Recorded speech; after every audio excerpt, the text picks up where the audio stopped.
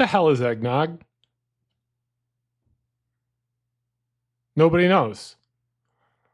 One day it just shows up in stores and it's everywhere, and then it just goes away and it's gone. I think eggnog is made out of milk and eggs, which were basically like, hey, cows and chickens, we're going to take your products and we're going to mix them together and we're really going to show you. I tried to get to the bottom of this bizarre holiday tradition known as eggnog. So why don't you sit back, relax, and let's get spooky.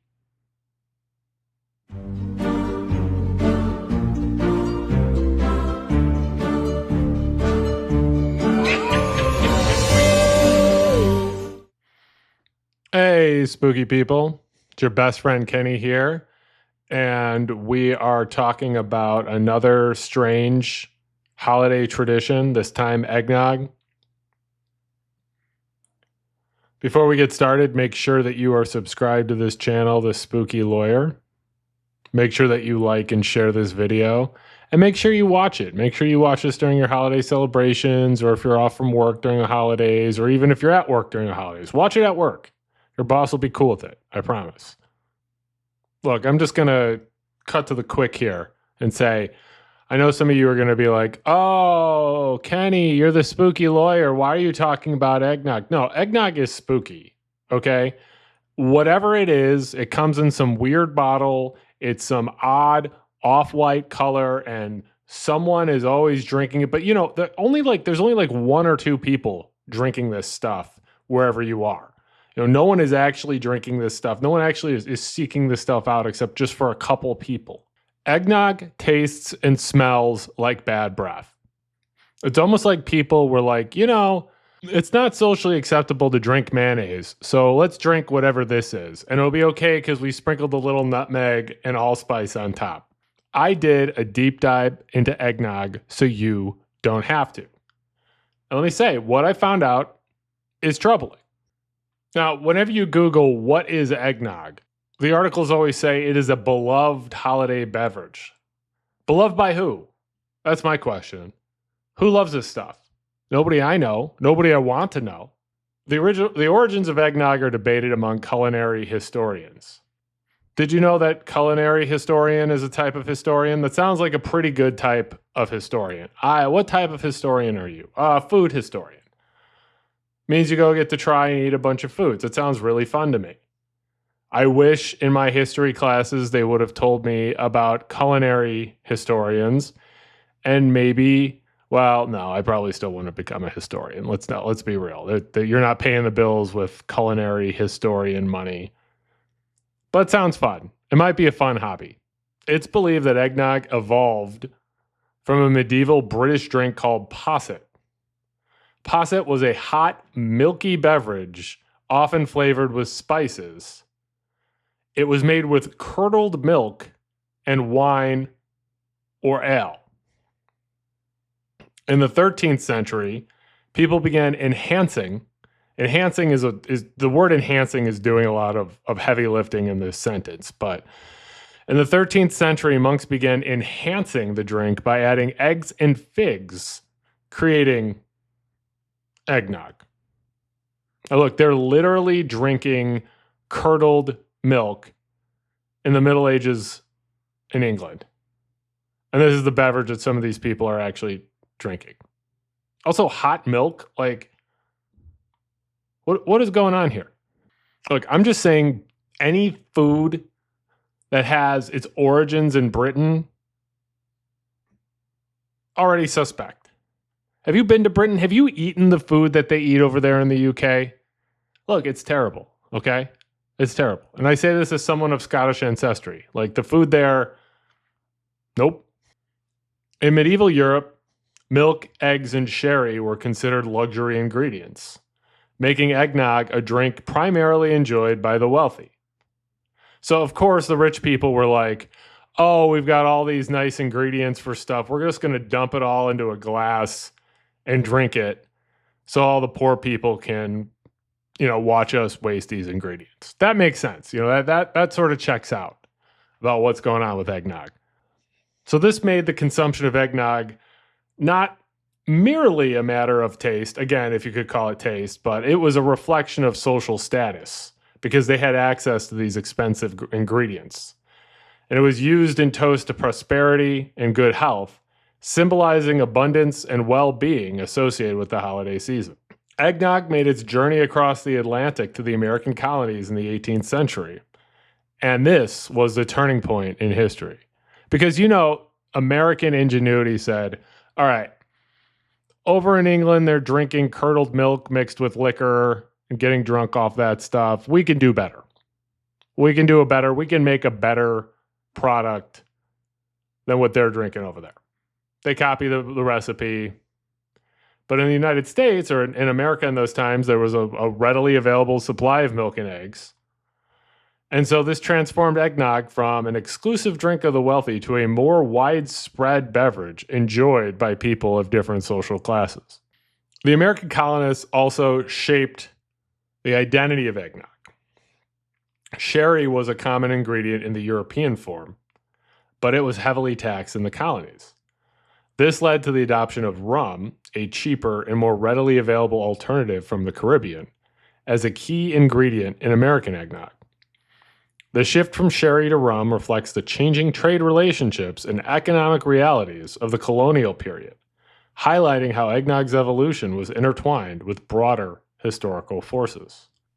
Also, keep in mind, in the colonies, they were eating and drinking anything that they could, that you couldn't drink water back then because you would get sick. So everyone was drinking alcohol, milk and alcohol. And so that's why you hear so much strange stuff during this time period, because everyone was dehydrated and drunk.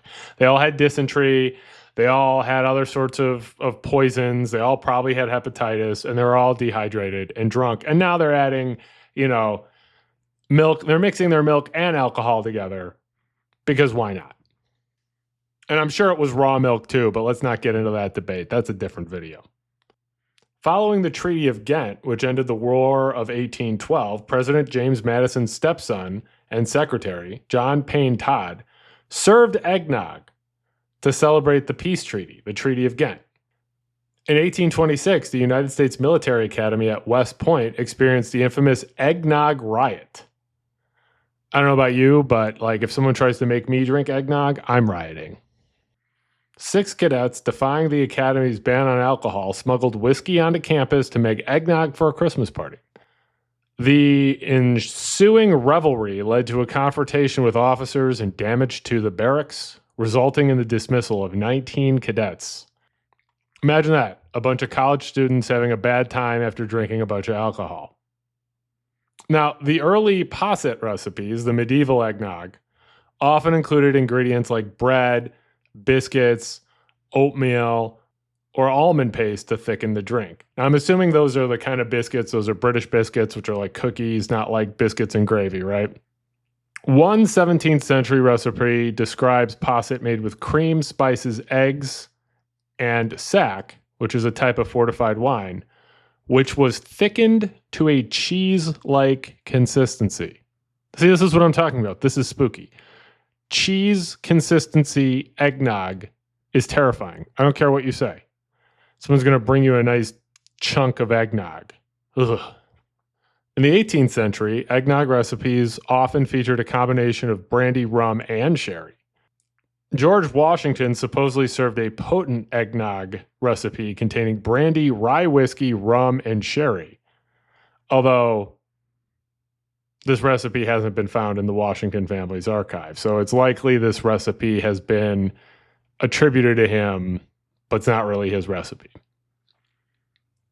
But I don't know, it's kind of funny to think of George Washington making this crazy jungle juice eggnog, right? But yes, by the 19th century, people started putting bourbon in their eggnog, which again, seems terrible to me. Several eggnog recipes in bartending guides suggest both cold and warm eggnogs and flipping the mixture between 2 pitchers to create a frothy texture. Again, frothy texture, that seems horrifying to me. Modern eggnog recipes feature variations in spices and the type of alcohol used. Some recipes call for brandy, bourbon, or cognac, while others include amaretto or coffee liqueur. And those spices can include nutmeg, cinnamon, cloves, and allspice. Basically, what we're getting at here is eggnog is a way to drink alcohol. And as a way, I guess, to hide the flavor of alcohol or hide the fact that you're drinking alcohol, or both. Personally, I believe the fact that you have had to have had a few before wanting to drink an eggnog, that makes sense. I'm not a conspiracy theorist, but there is some sort of eggnog conspiracy involved here. Big Eggnog is pushing this beverage on people because, look, when I Googled it, when I was doing my research here, claims it is a healthy and nutritious drink because of its richness in protein, fats, and essential vitamins from eggs. Supposedly, in the 19th century, eggnog was used as a vehicle for delivering prescriptions and nutrients to patients on liquid diets, especially those recovering from illnesses like typhoid fever, dysentery, and tuberculosis. Look, if you need to get protein for your gains, you don't need to be getting it from eggnog. They make protein powder. Get your protein powder at Costco like an adult. Supposedly, eggnog was also used to encourage the consumption of eggs among children who disliked them. Parents would disguise the taste of eggs in eggnog by adding chocolate or fruit syrups, making it more palatable. Yeah, because if your kid doesn't like eggs, you know what they're going to like? A glass of eggy, curdled milk. Sure, that makes total sense. Eggnog is associated with the holiday seasons, particularly Christmas and New Year's. That's why it suddenly shows up in December at your grocery store and then is suddenly gone in January. And who knows where it goes? Do they just dump it out somewhere? Do they give it to homeless cats and rats? Who knows? No, I'm just asking the questions. Where is all this eggnog that hasn't been consumed? Where is it going? Because you can't tell me that people are consuming all of this eggnog. Now, some of my research also indicated that eggnog is a symbol of generosity and hospitality, and that families share eggnog with their neighbors, friends, and guests during the holiday season.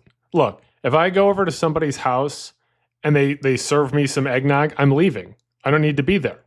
If some neighbor shows up to my house and says, hey, and has a glass of this milky, curdled, gross beverage and says, hey, I made this for you, Kenny, I would say, get off my property. Eggnog is also associated with wassailing, which, we're going to do one of these videos on wassailing, and it'll make more sense once we discuss what that is. Okay. But these people walk around drinking eggnog, coming to people's houses. And again, it starts to make sense once you realize the fact that there is alcohol involved. And that is what is leading to these bizarre decisions. Eggnog is spread to the point where there are multiple regional variations. The recipes vary across regions and cultures. For example, in Puerto Rico, there's a beverage called caquito, which is made with rum and coconut milk, often incorporating condensed and evaporated milk for added sweetness and richness. Now, that sounds better to me than just some milk and eggs thrown together. In Mexico, rompope, flavored with Mexican cinnamon and vanilla, often made with rum or grain alcohol. In Peru, there is Biblia con pisco, and in Germany, there's something called Eierpunsch, which is made with white wine, eggs, sugar, cloves, tea, lemon, and lime juice, which again, that's just curdled milk, right? I don't need to consume curdled milk. Eggnog has a troubling history. It is a scourge on society.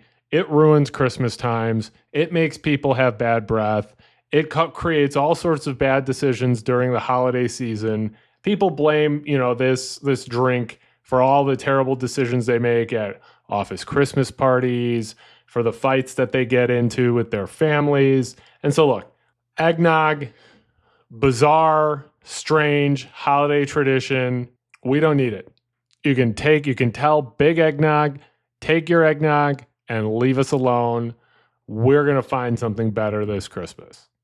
Make sure that you are following me on Blue Sky and TikTok. My username is akbrews.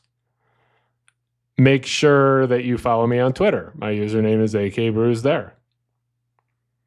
Send me an email if you would like me to cover a strange and disturbing story. My email address is thespookylawyer@gmail.com. This is another entry in our Creepy Christmas Spooky Holidays series. There will be more to come. And like I said, make sure you watch this during the holidays with your family. Your family will love me. If you're at work during the holidays, watch this at work. Your workplace will love me. Can't actually promise that your workplace will love me, but they should love me. And if not, right? I appreciate you watching my videos. I appreciate your support. And of course, stay spooky.